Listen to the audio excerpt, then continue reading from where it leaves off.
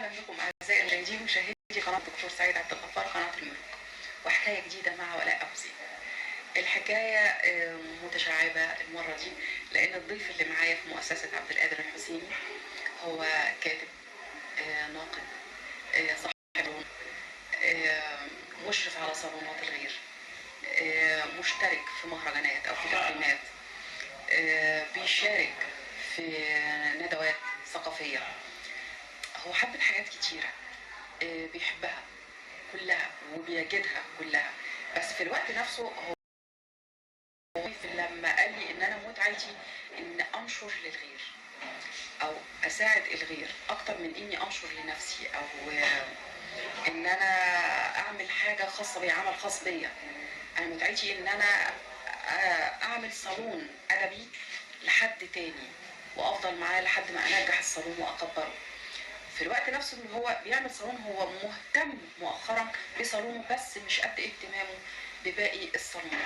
الضيف اللي معايا معرفش، ممكن حبه للمساعدة فعلا هو طاغي اكتر على تركيبته او على تكوينه او الجزء الخير فيه اكتر، هو اللي بيتحكم فيه.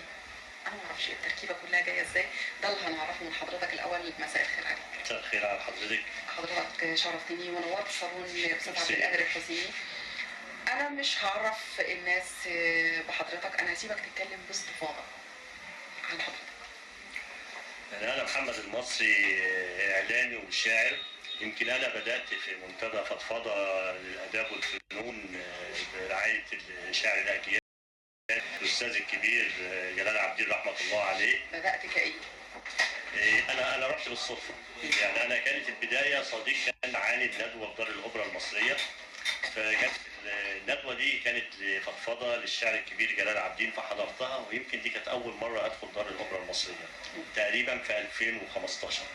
الاحساس وانت داخل دار الاوبرا؟ ما كنتش متوقع طبعا كده، الاوبرا كنت مثلا اعدي من جنبيها، ما كنتش متخيلها هدخلها ازاي يعني. فقابلني صديق في ندوه ما، فقال لي ده في ندوه بتقام كل مرتين في الشهر، فاداني دعوه فحضرت الندوه، فلقيت يمكن انا بحب اتكلم عن الموضوع ده كتير. لقيت الندوه كان فيها قامات كبيره جدا بس الجمهور كان قليل جدا، فاستغربت ازاي مكان زي ده ثقافي كبير في مصر يبقى فيه العدد القليل دوت.